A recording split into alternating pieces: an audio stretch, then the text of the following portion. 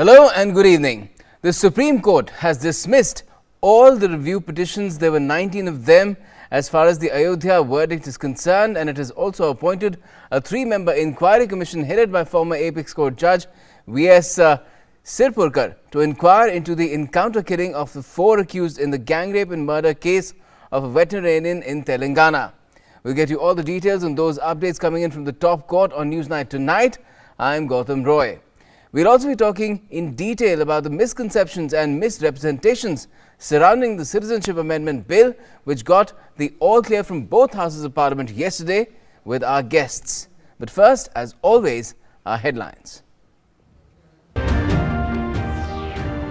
Prime Minister Narendra Modi assures people of the Northeast that the Citizenship Amendment Bill will cause no harm to their interests. Hits out at the Congress, charging it of spreading falsehoods on the issue and spreading unrest in the region.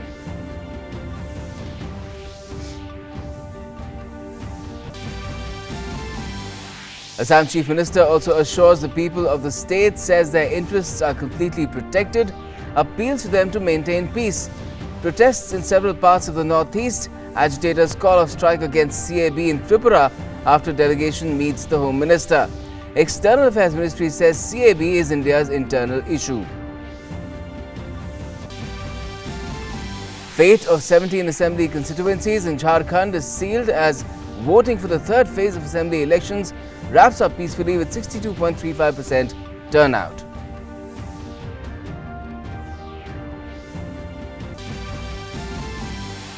Hectic campaigning on for the fourth phase of the elections in Jharkhand. Prime Minister Modi slams the Congress in his Dhanbad rally that it gave only dust, smoke and betrayal to the state. Congress's Rahul Gandhi promises huge benefits for farmers and people in the state in his twin rallies.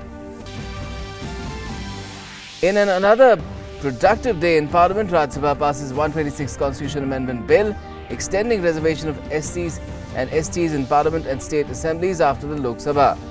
IFSC Bill also gets the nod. Personal Data Protection Bill 2019 is sent to a Joint Select Committee of Parliament for further scrutiny. The Supreme Court dismisses all the 19 review petitions on its Ayodhya judgment, puts to rest the long-standing issue, saying no scope for reconsidering 5-judge Constitution Bench decision.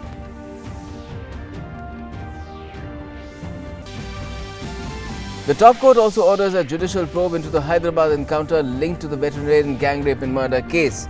Former SC Judge Justice Sirpurkar to head the probe commission. Report to be submitted within 6 months.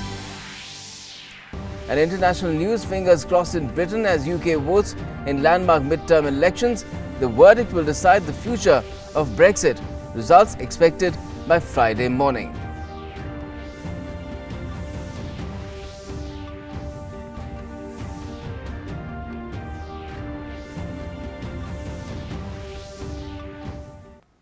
Well, the Citizenship Amendment Bill remained at the top of the news cycle today, a day after its passage in the Rajya Sabha, which marked its complete clearance from Parliament as well. While the situation in Assam and some parts of the Northeast remains tenuous in the aftermath, the government has been putting out all stops in letting the nation know the truth about the CAB instead of misconceptions, misrepresentations and all-out lies. The effort was led from the front today by Prime Minister Narendra Modi while addressing a rally in pole-bound Jharkhand. Take a look. The Citizenship Amendment Bill got Parliament's stamp of approval after the Rajya Sabha's go-ahead on Wednesday night. The law will give citizenship to refugees of 6 minority communities: Hindus, Sikhs, Buddhists, Jains, Christians and Parsis from Pakistan, Afghanistan and Bangladesh if they came to India because of religious persecution before the 31st of December 2014. But the legislation is facing opposition in parts of the northeast India. The government has made it amply clear in Parliament that it is committed to safeguarding the interests of the northeastern people. Prime Minister Narendra Modi reiterated the government's stand the next day, saying there will be no impact on the culture, lifestyle and language of the northeast people because of the CAB, and their interests will not be harmed. North east के करीब करीब सभी राज्य इस कानून के दायरे से बाहर है। आसाम सहित नॉर्थ ईस्ट के अलग अलग क्षेत्रों की परंपराओं, वहां की संस्कृति, वहां की भाषा को मान सम्मान देना, उसे संरक्षण देना, उसे और समृद्ध करना, ये भारतीय जनता पार्टी की प्राथमिकता है। The PM gave an assurance at an election rally in Jharkhand while taking aim at the rival Congress, charging it of spreading falsehoods on the issue and fueling unrest in the region. Congress और उसके साथी north east में भी आग लगाने की कोशिश कर रहे हैं। वहां भ्रम फैलाया जा रहा है कि बांग्लादेश से बड़ी संख्या में लोग आ जाएंगे, जबकि कानून पहले से ही भारत आ चुके शरणार्थियों की नागरिकता के लिए। Union Home Minister Amit Shah had also given similar clarifications and assurances on the CAB in both houses of Parliament during the discussion on the bill. Friday also saw Assam Chief Minister Sarbanand Sonowal putting out a message to the people of the state, reassuring them about their future. He also appealed to them to eschew violence and maintain peace. I sincerely appeal to the people of Assam to maintain peace and tranquility in the state. There are some numbers of people who have been spreading the misinformation to mislead the people of Assam and also to create the situation aggravated. Their language, their political right, and also the land right will be well guarded, well protected. Protests against CAB are on in Assam. The situation is tense in the state and the army has conducted a flag march. Curfew was imposed on Wednesday night in Guwahati till further notice. Army Jawans have been deployed in 4 locations. Assam Rifles troops have been stationed in Tripura as a precautionary measure. Guwahati Police Commissioner Deepak Kumar was removed in the wake of violent protests. Munna Prasad Gupta was appointed in his place. Several Guwahati-bound flights and trains have been cancelled. The 4th day's play in the Ranji Trophy match in Guwahati between Assam and Services Sports Control Board team was cancelled, but the match in Agartala will be played as scheduled. Contrary to this, the situation is completely peaceful in Assam's BARC Valley, and people were seen going about their daily business in an everyday manner. The situation is also normal in Sikkim and other northeastern states. With Kumar Alok in Dhanbad, Newsnight Desk, DD India. And the situation in the northeast over the CAB also found an echo in Parliament today. The Congress and other opposition parties tried to corner the government, but the government hit right back, putting the opposition in the dock for fanning the fires in the region. In contrast, the party that started last night for refugees, who are now set to get a national identity, just went on and on through the day. The External Affairs Ministry also put across its stand on the issue, which is being conveyed through diplomatic channels to other nations as well, apart from clearing the air about Bangladesh Foreign Minister's visit. Even as protests continue in some parts of the northeast, the Modi government continues its efforts to assuage all fears. A delegation from Tripura of Joint Movement Against Citizenship Amendment Bill met Union Home Minister Amit Shah and discussed concerns over the Citizenship Amendment Bill.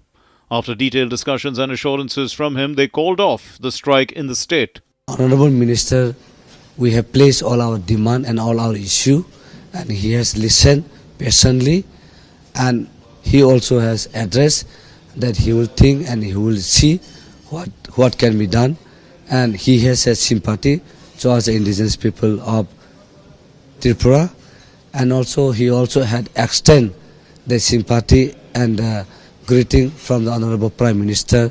Honorable Home Minister also had requested us to go back again and think about what solution can be brought together collectively.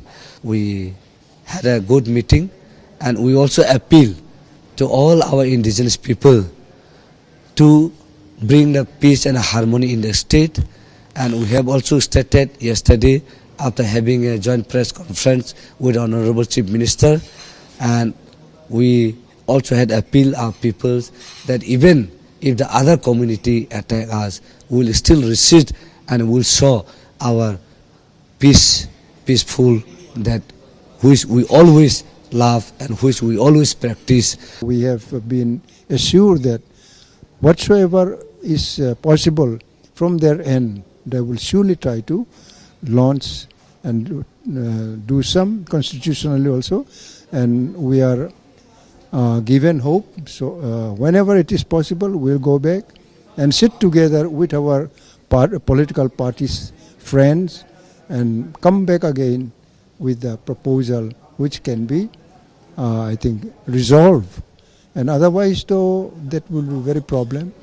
It will continue also. So we don't like to continue violence also. We don't like to live under violence also. Well, there are some protests in parts of the northeast. Elsewhere across the country, celebrations continue among those who will benefit from the amendments. इस bill के समर्थन में तो पूरा देश खड़ा हुआ है और ये राष्ट्र हित के लिए है। नागरिकता के लिए सर नया बिल जो ला रही है उसमें हम लोगों के लिए जो जल्दी से जल्दी नागरिकता मिलेगी और हमारा भविष्य सुरक्षित हो पाएगा, इससे बहुत खुशी है सर। नागरिकता बिल जो पास हुआ है इससे पूरे देश पूरी स्टेट में खुशी है और सब खुशी मना रहे हैं। हमारे रिफ्यूजी भाई जो 50 साल से संघर्ष कर रहे थे, आज उनको भी इंसाफ मिला है। मैं बहुत खुश हूँ इस बिल के बारे में, क्योंकि हमारे जो भाई थे दूसरे मुल्कों में रह रहे थे, उनके लिए इतनी परेशानी थी। हमारी सरकार ने जो काम किया है बहुत ही इसके लिए मैं बहुत ही खुश हूँ। लोकसभा में और राज्यसभा में सीएबी बिल पास हुआ है, उसकी हम प्रशंसा करते हैं।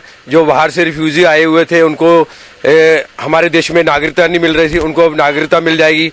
जो लोगों की ख्वाहिश थी कि हमें यहाँ पे नागरिकता मिलनी चाहिए, जो कि लोगों ने सोचा भी नहीं था, हम इसका मोदी सरकार का बहुत बहुत शुक्रिया अदा करते हैं। Issue of the Citizenship Amendment Bill was raised in Parliament as well. Congress brought up the fallout of the bill in the northeast. The government responded by accusing the opposition parties in the region of spreading false propaganda to fuel protests. In the wake of citizenship bill that has been passed in both the houses of parliament, the entire northeastern region, barring a few places, are in turmoil. They are creating the violence in the northeast area and Assam area. They are instigating the violence in the northeast area and Assam. I condemn their attitude. Parliamentarians from the northeast expressed satisfaction with the amendment and appealed for calm. प्रधानमंत्री जी ने स्पष्ट रूप से आश्वासन दिया है कि north east के जो भी इंडिजिनस कम्युनिटीज है उनका लिंग्विस्टिक, उनके social, cultural, political rights 100% protection होगा। मैं कहना चाहता हूं असम के लोगों को कि शांति बनाए रखें और मैं कहना चाहता हूं कि ये जो बिल आया इससे कोई असम की कोई ऐसी बात नहीं है कि जो जैसे कहा गया है कि असम के लोगों को नौकरी नहीं मिलेगी। On another front, India has denied reports connecting Bangladesh's Foreign Minister A.K. Abdul Momen's cancelling of his visit to India with the passage of the Citizenship Amendment Bill. हमारे संबंध बहुत ही मजबूत है, प्रगाढ़ है और जैसा दोनों देशों के नेताओं ने बार बार कहा है कि अभी हमारा रिश्ते का जो सोनाली अध्याय है उसके हम बीच में हैं। मुझे नहीं लगता है कि इससे ज़्यादा इस कैंसिलेशन में इससे ज़्यादा कुछ ज़्यादा पढ़ने की ज़रूरत है। The Ministry of External Affairs also said that they have reached out to members of the US Congress and other stakeholders on the Citizenship Amendment Bill and are hopeful that they will understand India's position. Reacting to Pakistan Prime Minister Imran Khan's comments on the CAB, the MEA advised him to focus on its treatment of minorities rather than commenting on India's internal matters. The Citizenship Amendment Bill offers the promise of a better future to persecuted refugees from minority communities who have fled from Afghanistan, Pakistan and Bangladesh. With Abhishek Jha and Parliament team, Newsnight Desk, DD India.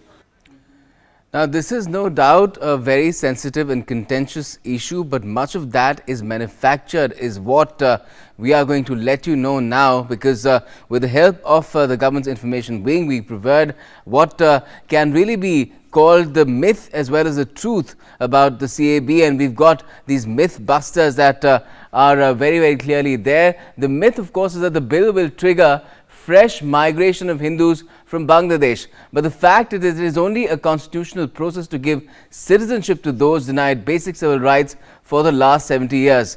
This is fairly exhaustive. It's long, but do bear with me. The myth is bill will trigger fresh migration of Hindus from Bangladesh. But the fact is, it aims to target genuine refugees and not the intruders. Furthermore, what is happening is, the myth again that is being spread is bill will provide citizenship to Bengali Hindus. But the fact is, citizenship is not automatic here. You have to apply for it, and there's a process that you have to undergo. The bill will provide citizenship to Bengali Hindus. That still remains a myth, but the fact is CAB is only enabling legislation for persecuted minorities in Pakistan, Afghanistan and Bangladesh. So it makes them eligible, but it does not automatically grant citizenship. Furthermore, the myth is bill dilutes the Assam Accord. Nothing is further from the truth. No change in cut-off date of March 24, 1971 for detection and deportation of illegal immigrants. That's been specified in the Assam Accord, so there's no change there. Again, bill is against interest of indigenous people of Assam. That's a myth. The fact is CAB is applicable pan-India and not just to Assam. So it's not as if a certain set of people, a specific set of people is being targeted because of this. Furthermore, if you look at what the myths and the facts are, if we move further on, we will see that the bill is against the interest of indigenous people of Assam is again the myth, and the fact is CAB not contrary to NRC, which is being updated to protect indigenous communities from illegal immigrants. So there's a complete difference in what is being projected and what the bill actually is. Again, the myth is that the bill is employed to grab tribal land, particularly in the northeast. Hindu Bengalis settled in BARC Valley away from tribal belts and blocks, so there is no way that they can go and grab tribal land. The fact again is that the CAB does not contradict laws and regulations for tribal land protection. There is nothing in that about land as far as tribal land is concerned in the CAB. The fact is also that the CAB is not applicable to areas where inner line permit provisions and 6th schedule of the Constitution apply. So all these areas that enjoy these special provisions, they continue to do so. Also, the fact is that the ILP only applies to Arunachal, Nagaland, Mizoram and Manipur and parts of Ladakh, so there is no conflict over there as far as the CAB is concerned. Also, the CAB does not violate any provision of Article 371, which specifies those special provisions for certain parts of the country, in which a large part of the northeast is included. Now, the myth is CAB will lead to domination of Bengali-speaking people. Fact, most Hindu Bengali population is settled in the BARC Valley, where Bengali is the second state language. So there is no such thing that these people will dominate. They are confined to a particular part of Assam. Again, the myth remains the same, but the fact is Hindu Bengalis in Brahmaputra Valley settled in isolated pockets, having adapted to Assamese language. So there is no threat as such to the culture, the ethnicity, the demographics or whatever you might call it to that particular part of the country. Bengali Hindus will become a burden for Assam. That's again a myth that is being spread. The fact is the bill is applicable to the entire country. So there is no such thing that a specific area of the country is being targeted. Again, the myth is there and the fact is completely different. Persecuted minorities not settled only in Assam. They are in different parts of the country. They are in Punjab, they are in Rajasthan, just to give a few examples. They are in Delhi as well, where we are at the moment. The myth, of course, is bill will trigger fresh migration of Hindus from Bangladesh. How can that happen? The fact is cut-off date of the 31st of December 2014 to limit beneficiaries of CAB is there in the bill. So the people who've come after this, they will not benefit because of this bill. The myth is that the bill will trigger fresh migration of Hindus from Bangladesh, but the fact again is most minorities are already, they've migrated from Bangladesh. You know, there is a large scale that is already moved here to India. Again, if you stick with that myth, the fact again remains scale of atrocities against Bangladesh minorities has come down in recent years. So there is less and less reason for people to come into India from Bangladesh, because it's not the way it was earlier. Things have changed. Also, large-scale migration because of religious persecution is a very remote possibility now, because there aren't too many people there and things have changed. That is a reiteration of the previous points. Again, the myth is that what has happened is that the CAB will only affect the interest of minorities in Assam. That is a total myth. The fact is that the CAB applies to minorities from other countries and has no connection to minorities in Assam.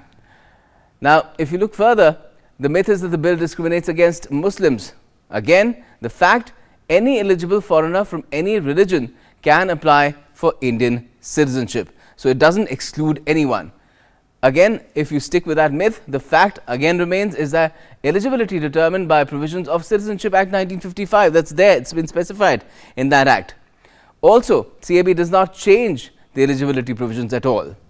It is changing eligibility provisions for certain communities from certain countries, but the larger provisions that apply to everyone, no exclusions, still remain. And the Home Minister has already said 566 Muslims from Pakistan got Indian citizenship in the last few years. So there's nothing that says that people, Muslims coming in from other countries, if they do not have the grounds, they will not get the citizenship. But if they have valid grounds, and there are grounds that are specified in the Citizenship Bill of 1955, they can apply and they can get citizenship. Again, another fact to consider is the CAB is only enabling persecuted minorities from 3 nations to seek Indian citizenship. So that is what the CAB's sole purpose is. It does not discriminate against Muslims. Furthermore, if you look at this particular myth busters about the CAB, you will find that the CAB does not guarantee citizenship to all minorities from these 3 nations. So it makes you eligible, you can apply, but you have to undergo a certain process and then only can you get India's citizenship. Again, the myth is CAB is against Article 14 of the Constitution, which is a fundamental right. And the fact is Article 14 bars discrimination. There is no bar on distinguishing anyone. So I'll explain to you what this distinguishing part also means. It means that Article 14 is there is no bar on distinguishing between the persecuted and the persecutor. So you can distinguish as far as the persecutor is concerned, and you can give them something that will help them get a life of dignity. And again, distinguishing led to quotas and other benefits for SCs and STs, women and others as well. So that is how it is being differentiated. You can not discriminate, but you can distinguish. The myth is that the CAB and NRC are related. Again, there's nothing further from the truth. CAB separated from NRC, where persecuted minorities are being given humanitarian treatment. This is all because of humanitarian grounds, because these people were stateless. CAB not for identifying aliens, but for giving refugees their rights. So there's a difference over there as well in morality, in humanitarianism. CAB to help eliminate shortcomings in NRC of Assam that has been implemented over there. So that to that extent the CAB is related to the NRC, that it will help take away some of those issues that have cropped up because of NRC and Assam. Now another myth is that the CAB is unfair to people from Myanmar, Sri Lanka and Nepal. Again, that is not the case. Rohingyas issue in Myanmar is unrelated to the partition. Also, India not the only option for Muslims to seek refuge in the subcontinent. They have other Muslim dominated countries as well. The fact also is that Hindus, Sikhs, Buddhists, Jains and Parsis cannot seek refuge in other Muslim countries because they've been coming to India primarily because of facing persecution, religious persecution in those countries. And difficult to distinguish between terrorists and genuine refugees among Rohingyas as well. That's what the government is putting across. Of course, another pointer here is persecuted Tamil Hindus in Sri Lanka already given citizenship in India. They've come here, it's happened in the past, they've got citizenship. Religious persecution is no issue in Nepal. We all know that. Nepal, one of the most friendliest countries that we have as far as our neighborhood is concerned. So these are the various pointers that are well worth considering whenever we're talking about debating, or people who are getting also very excited about the CAB, they need to consider all these points, and we'll talk about them further as well as we go along in Newsnight. Just stay with us.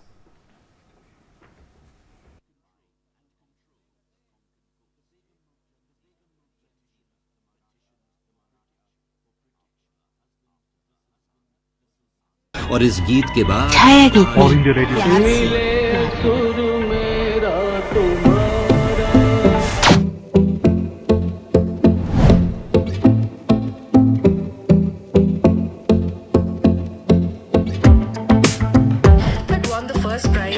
बहुत romantic रही है।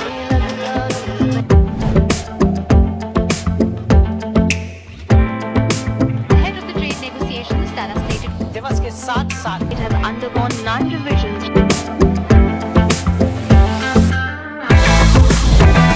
Kohli with 903 rating points is 34 points behind Smith 900.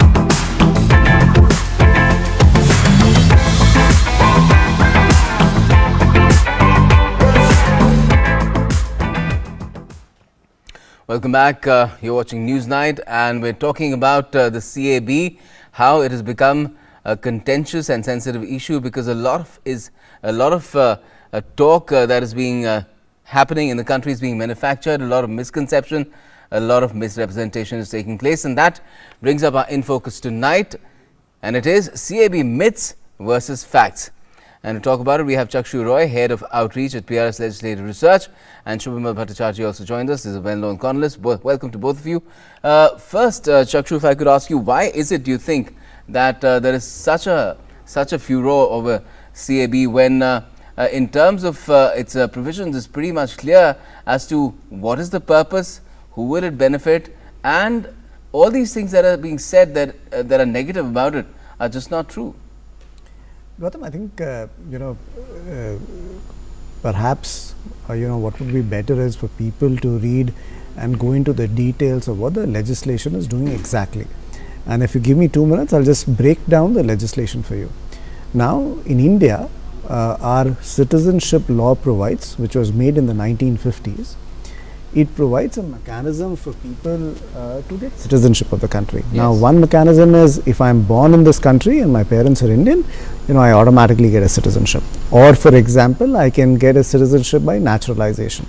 Or I can get a citizenship by registration. So, I live in this country for an X amount of time, I subscribe an oath to the constitution, and then, I fulfill certain residency conditions and I get a citizenship. Now, over the years, what has happened is that many a times people have taken a valid visa to enter our country and then stayed beyond the validity of their visa, or people have entered the country without valid documents. Now, our law designates these two kinds of individuals who remain in the country without proper documentation as illegal immigrants. Our citizenship law prohibits illegal immigrants from getting a citizenship of the country. So, that's the background. Now, what is the bill doing? One, bill is not intended for current Indian citizens. It is intended for individuals who have come into this country before a specific date, and that specific date is the 31st of December 2014. And the bill says that if individuals from 3 countries who share a land border with India, which is India, Pakistan and Bangladesh, if they have come to this country and they belong to 6 religious communities, and the statement of objects and reasons of the bill says that if they have been persecuted on religious grounds, they can apply for citizenship, even though they have overstayed their visas or have entered the country without proper documentation. And if they conform with the residency conditions, which is a 1 year and 5 years, then they will be given citizenship. So, that's one thing that the bill is doing. The second thing that the bill is doing is that it is also creating an exception and saying that this bill, it will be applicable throughout the country, but there are certain parts of the country where the provisions of this bill will not be applicable. And these are the Schedule 6 areas that you mentioned at the beginning of the program, certain areas of Assam, and also areas where the inner line permit is applicable, wherein even if I need to visit that place, I need to get proper permission to go there. Yeah. Finally, the bill is doing one additional thing. Our laws provide for a category called overseas, Indian citizens, and what this category does is that a person could be a foreign citizen, but he might have roots in India. Mm-hmm. So what they get is they get an OCI card, which allows them to freely come into the country. Yeah. And what the bill is doing is, it is saying that if OCIs violate the conditions of the Citizenship Act, or they violate laws which might be prescribed by the central government, then their OCI status can be withdrawn. Okay. So that's roughly as to what the bill is doing. And if we have clarity about what the bill is doing, then it makes it slightly more easier to understand what the implications of the bill are. Mm-hmm. Now, if it can be explained so readily and simply, Shubhamal, why are we having the kind of scenario that is we've seen unfold even before the bill was passed in both houses of parliament. It's taken a different turn altogether after the bill was passed in the Rajya Sabha yesterday. Yeah, if you notice, Gautam, even before the bill was brought to the cabinet for its approval, the Home Minister had met more than 140 groups from the Northeast, and personally he explained to them, what are the provisions of the bill. Now there's a wonderful mythbusters that you just put out, detailing everything. The crystal clear provisions of the bill have been made to be known to the leaders across political and the civil society in the region. But somewhere, the emotional sentiments from the past related to the influx of illegal migrants from the neighborhood has always been a very, very emotive feature in the northeastern region, and somewhere that has got overcome, and somewhere maybe even a lot of the opposition party have been trying to fuel all kinds of misinformation about the bill. For example, your mythbuster, you mentioned about that 31st December 2014 cutoff date. So those people who are going to benefit from the passage of this bill are already in the country. No fresh influx is coming, but a lot of people are thinking, and a lot even if people come, they will be illegal. Absolutely, and rumor mongering is going on in a big way that hordes and hordes of people will come and take our culture and take our land and all these things away. Already in the northeast, as Mr. Chakshu has explained, ILP and 6th schedule area. I am born in a 6th schedule district of Assam. I can't buy land there. So these people who will get the citizen are nowhere going to come closer to that. So there are a lot of constitutional provisions for the northeast that already take care of this. So many of these concerns are found a little bit or I would say the protests are getting a little bit too much out of context. And I think that an effort again has to be made to reach out to most of these youngsters who are taking the street, and of course there are also elements who are trying to fan it through social media and other means.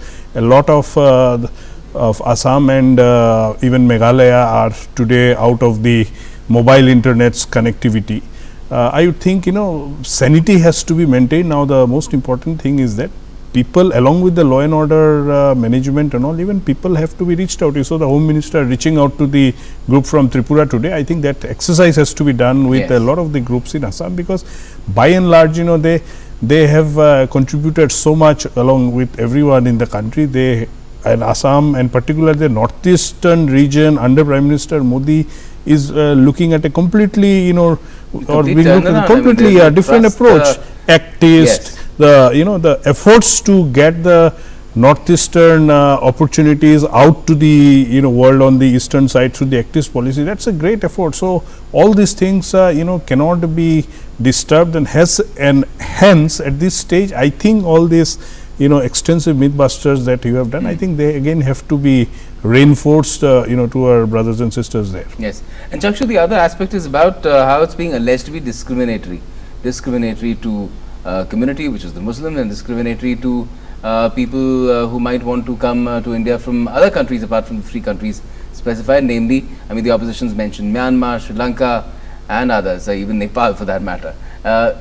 How do you explain that particular aspect of this particular conflagration that we see?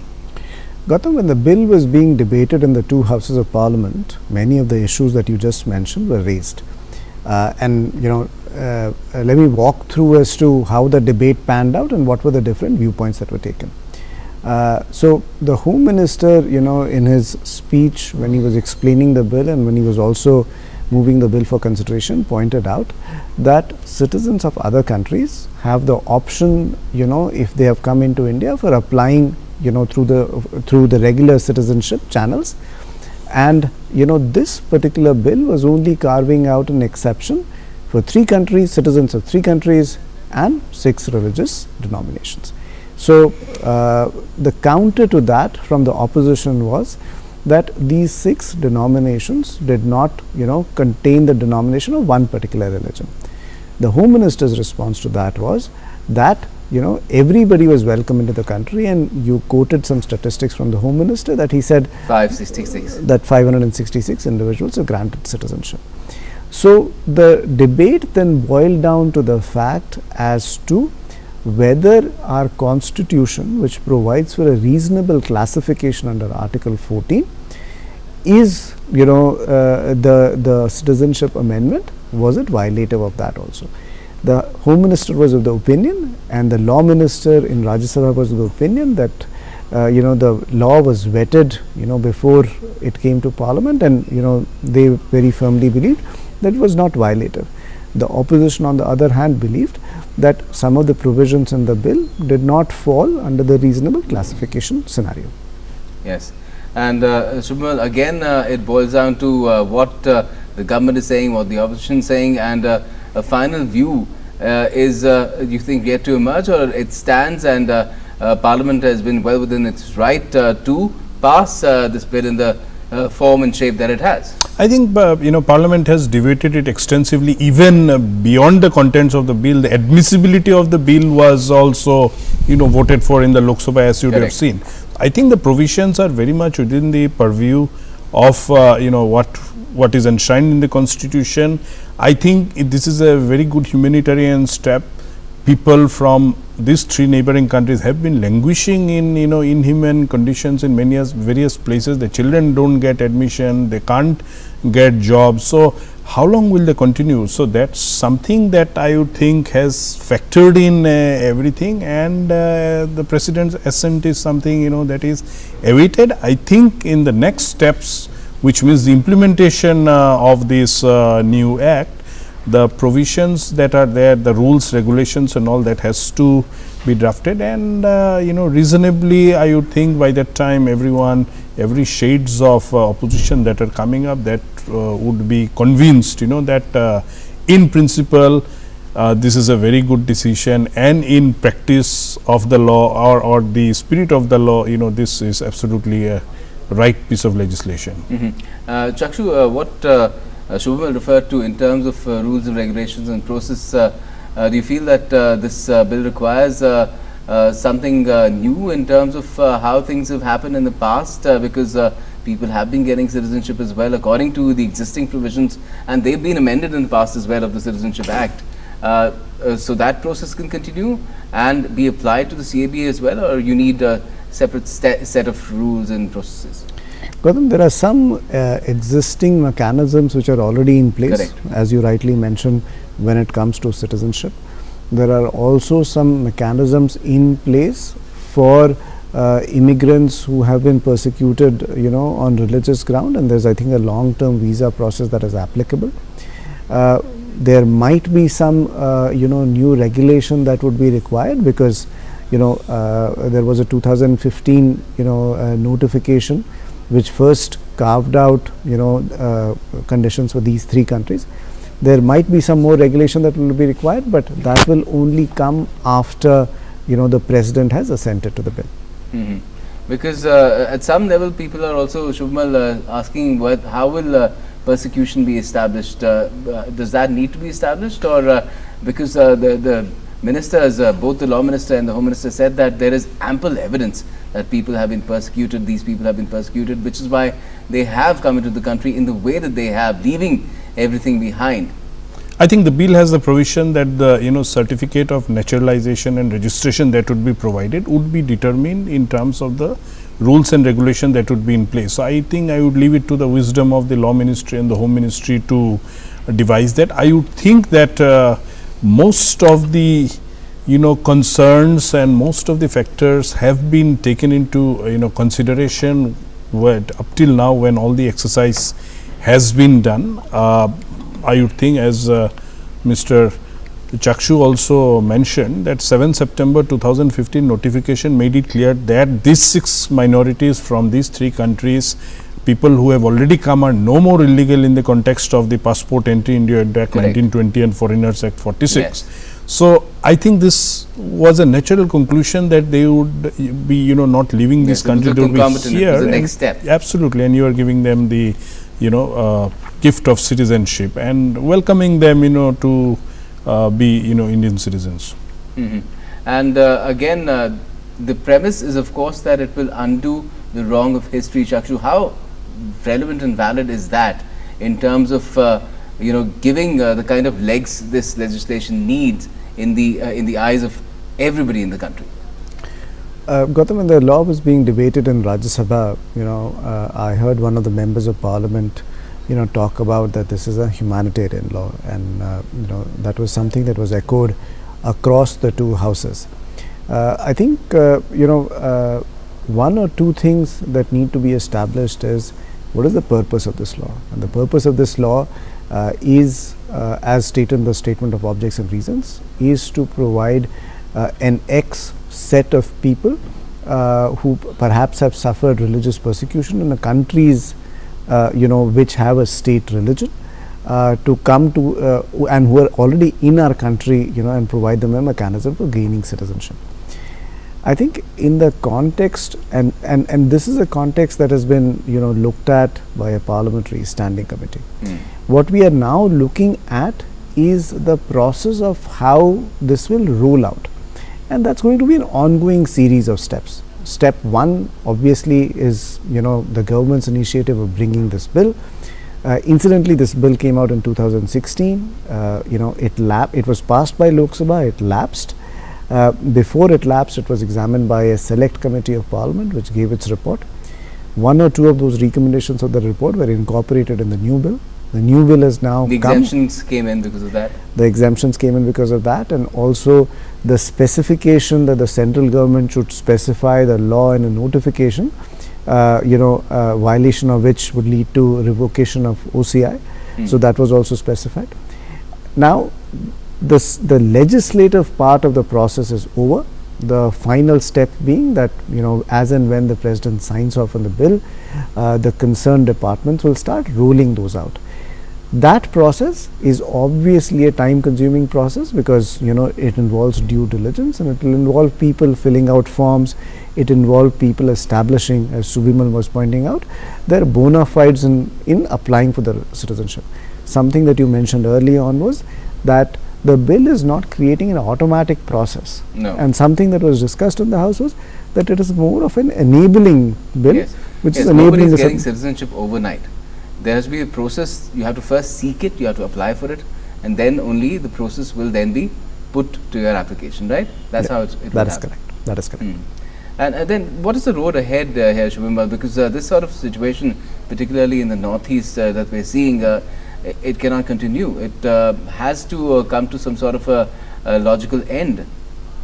I think the bill applies to the whole of the country, and almost all the other parts of the country have welcomed the move, and you would have seen even in your visuals also that has shown that. Now, as far as Northeast is concerned, most of the states have been taken care of. The concerns today are primarily the troubles that have happened are mostly in Assam and some parts of Meghalaya and Tripura. Tripura, you saw that the government has already made an effort and have spoken to the one of the major agitating groups. I think in a certain supposed to be an indefinite one. Absolutely, they've called off and they've understood the whole premise behind the bill. I think the efforts are already on to first diffuse the situation, make the people understand, and then move ahead, because it's nowhere harming the interests of by one of our correspondents joining us from Silchar. Rahul is joining us from there. Rahul, what can you tell us about the current situation, A, and B, the efforts that are being made to make people understand how this bill is not inimical in any way to their interests, and you've seen how that has borne fruit in Tripura. What about Assam and the larger northeast region?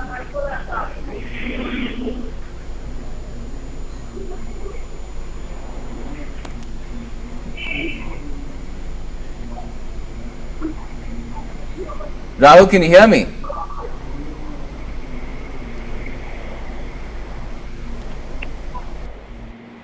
Ruhul, if you can hear me, let me ask you again. Just tell us about the situation there in the context of how the efforts are on to let people know and understand what the bill is actually about and what it's not, and what sort of an impact is that effort having on the agitation that is taking place in Assam. You're in Silchar.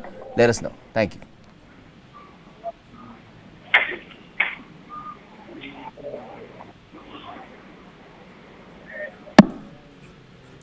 But it seems Ruhul can't hear me at the moment. We'll try and reconnect. But at this point, Chakshu Roy and Shumir Bhattacharya, I'd like to thank you for joining us to talk about the CAB and the kind of myths that are being spread about it. Some are misconceptions, some are misrepresentations, misinterpretations, and some are blatant lies. And that is being countered through this medium as well, because the government is very clear. What was the intent of this bill? It was humanitarian, largely the purpose of that bill, and it was not against any community, be it from outside or within the country. Well, we'll move along now, and along with the third phase of polling, which saw over 62% voting, Jharkhand also saw intense campaigning unfolding today. Prime Minister Narendra Modi campaigned in Dhanbad seeking votes for BJP's candidates based on its work, while attacking the Congress for only promoting vested interests of its leaders. Former Congress chief Rahul Gandhi also addressed 2 rallies in the state, promising several benefits for farmers as well as people of the state if his party comes to power.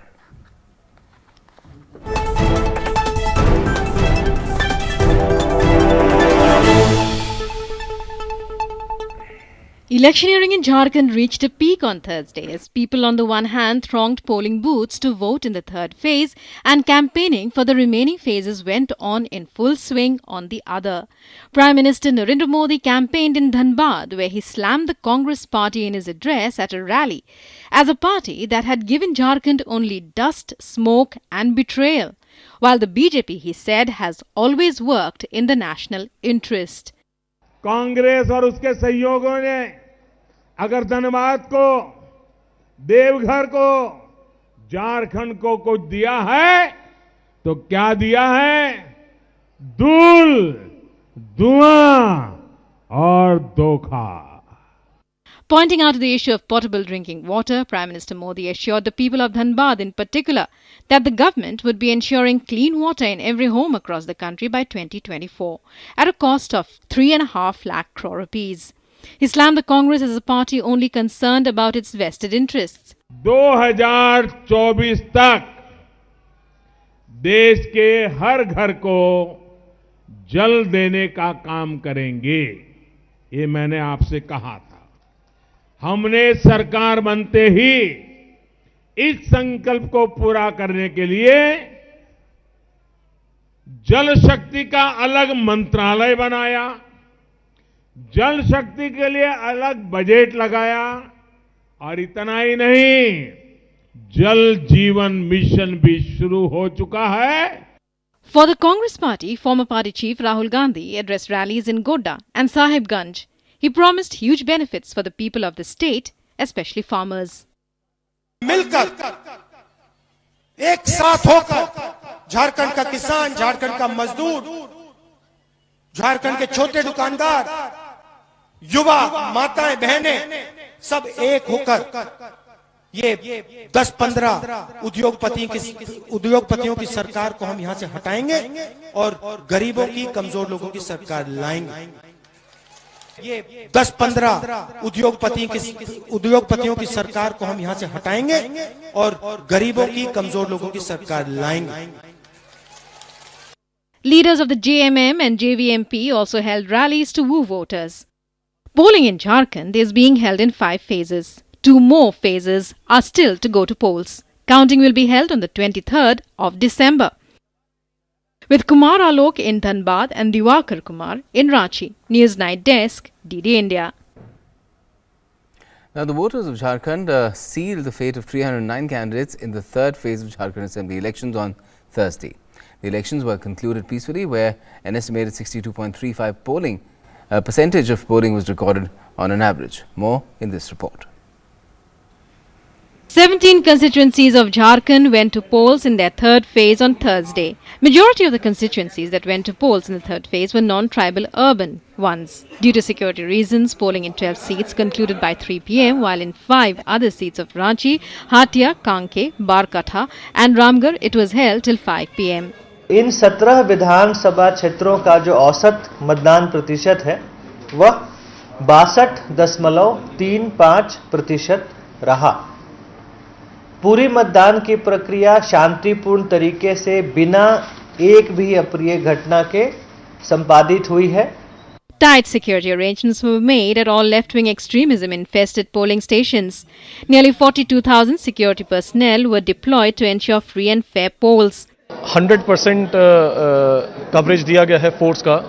सभी जो booths पे forces गई हैं उनको connectivity दी गई है कि वो हर घंटे हमें स्थिति से अवगत कराते रहें. यदि कहीं कोई समस्या है तो उसके लिए हमारे पास विशेष QRTs भी सभी थाना प्रभारियों के पास हैं. Long queues were seen on all the booths since morning. Voters from all walks of life were seen participating with enthusiasm to celebrate the festival of democracy. आज मुझे वोट देके बहुत खुशी हुई क्योंकि मैं फर्स्ट वोटर बना और युवा से चाहता हूं कि वो भी पहले आएं और पहले वोट करें क्योंकि युवा का ये देश बनना चाहिए. वोट दे हम अच्छा ही लग रहा है. वोट देने में बहुत दिन से आते हैं. सबको वोट देना चाहिए. जिसको अधिकार है वोट का उसी का वोट देना चाहिए. Political leaders and famous personalities also exercised their right to franchise. Among them were India's former cricket captain Mahendra Singh Dhoni, former Union Minister Jayant Sinha and former Chief Minister Babulal Marandi. The Election Commission also made elaborate arrangements to ensure maximum voter turnout. Model polling booths were established with selfie points to make voting a fulfilling experience. Of the 309 candidates in the third phase, 32 were women candidates and 99 were independents. The assembly elections in Jharkhand are being held in 5 phases. Voting for the fourth phase will be held on the 16th of December, while the fifth phase of polling will take place on the 20th of December. Counting of votes will take place on the 23rd December. With Divakar and Abhishek Singh, Bureau Report, DD India. Back in the national capital, the penultimate day of the winter session of Parliament saw smooth functioning. Key bills such as the Constitution Amendment Bill to extend reservation for SCs and STs in Lok Sabha and state assemblies was passed in the Rajya Sabha, while the Lok Sabha passed the bill which will allow the setting up of central Sanskrit universities. Here's more. Thursday saw smooth functioning of both houses of Parliament with significant questions being answered and important issues being taken up during 0 hour. The Rajya Sabha, after heated exchange between the Treasury and opposition benches, unanimously passed a Constitution Amendment Bill to extend reservation to SCs and STs in Lok Sabha and state assemblies by another 10 years. Lok Sabha had passed the bill on December 10. Reservation for members of scheduled castes and scheduled tribes given for the past 70 years in the Lok Sabha and state assemblies is due to end on January 25, 2020. ये बार-बार कहते हैं कि मोदी जी की सरकार आरक्षण समाप्त करेगी. मोदी जी की सरकार आरक्षण कभी समाप्त नहीं करेगी. ये हम साफ-साफ कहना चाहते हैं. दूसरी बात, बार-बार कहते हैं कि मोदी जी की सरकार संविधान के साथ तोड़मोड़ करेगी. ये बिल्कुल गलत आरोप लगाते हैं. मोदी जी की सरकार पर जवाब देता हूं तो ये कहते हैं भारत सरकार कभी नहीं ये करेगी. The House also gave its nod to a bill that provides for establishment of an authority to develop and regulate the financial services market in the international financial services centres in India, with the Rajya Sabha passing it by a voice vote. Earlier, the upper house passed a resolution to nominate 10 members for a joint parliamentary committee, which would review the Personal Data Protection Bill 2019. The Lok Sabha on Wednesday had referred the bill to a joint select committee of both houses of parliament. During 0 hour, MP GVL Narasimha Rao suggested that the trial of the Mumbai 2611 mastermind be carried out not in Pakistan but in an international court. Hafiz Saeed is the mastermind of 2611 attacks in Mumbai, and it is important that such global terrorists are tried not in their home country, because we know Pakistan is actually providing refuge and patronage to such elements. So I hope this House joins me in condemning actions of Pakistan in letting such people go scot-free. In the afternoon, Union Minister Narendra Singh Tomar replied to a debate on damage to crops and the impact on farmers. He assured the House that many measures were being taken to double farmers' income by 2022. He said low output has led to the prices of onions shooting up. अगर हम देखेंगे तो लगभग 15.8 lakh ton का gap है. अब ये जो गैप है तो निश्चित रूप से इसके कारण तकलीफ होना स्वाभाविक ही है, लेकिन आप अगर देखेंगे तो सरकार ने इससे निपटने के लिए एक्सपोर्ट पर भी प्रतिबंध लगाया और इंपोर्ट करने के लिए भी ऑर्डर दिए. The Central Sanskrit University Bill was passed on Thursday after discussion. The Insolvency and Bankruptcy Code's Second Amendment Bill 2019 was introduced in the Lok Sabha by Finance Minister Nirmala Sitharaman during the pre-lunch session. The amendment is for streamlining corporate insolvency resolution process and to protect last-mile funding to promote investment in sectors that are financially distressed. The Union Cabinet gave its approval to the amendments last Wednesday. Why are we coming here again now?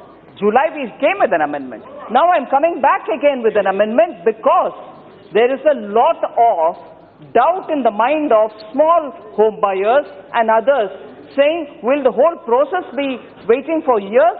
Can we have some clarity and so on?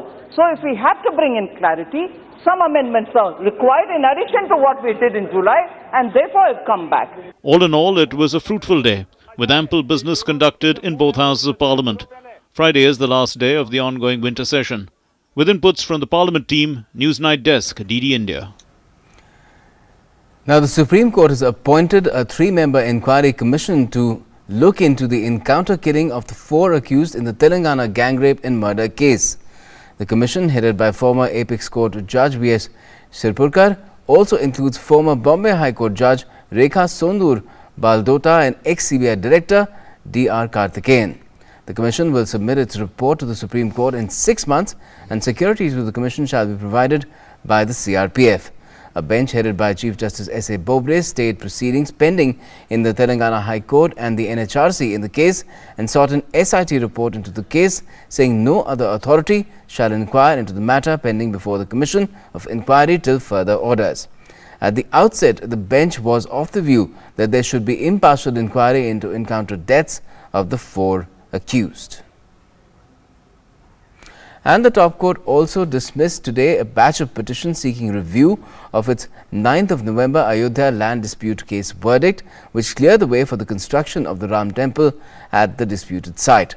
A 5-judge bench headed by Chief Justice S.A. Bobde, which took these review pleas for consideration in chamber, rejected them after finding no merits. There were 18 review petitions, out of which 9 had been filed by parties who were part of the earlier litigation and the other 9 filed by third parties. The bench considered review pleas of only those who were parties to the 4 lawsuits filed initially. With the rejection of these review petitions, the consequential request of parties for an open court hearing on these pleas also got dismissed. Let's now get you some more updates from around the country in our regional roundup. On Thursday, portfolios were allocated to various ministries in the Mahavikas Aghadi government in Maharashtra. While Shiv Sena got Home, Urban Development, Environment and Agriculture ministries, the NCP was given Rural Development and Finance. It was decided that the Congress will handle Revenue, School Education and Tribal Welfare ministries. The Maharashtra Chief Minister Uddhav Thackeray will be in charge of all other portfolios that have not been allocated till now.